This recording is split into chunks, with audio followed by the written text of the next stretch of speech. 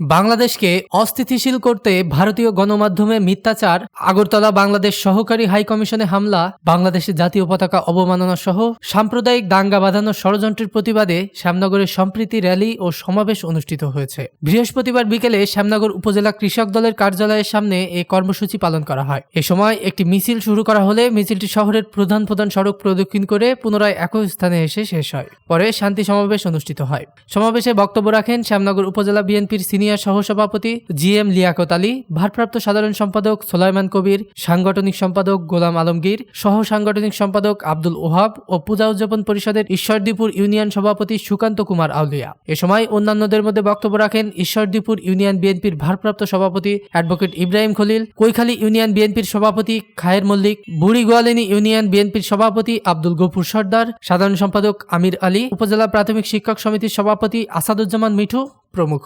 Desk report, দৈনিক রানার।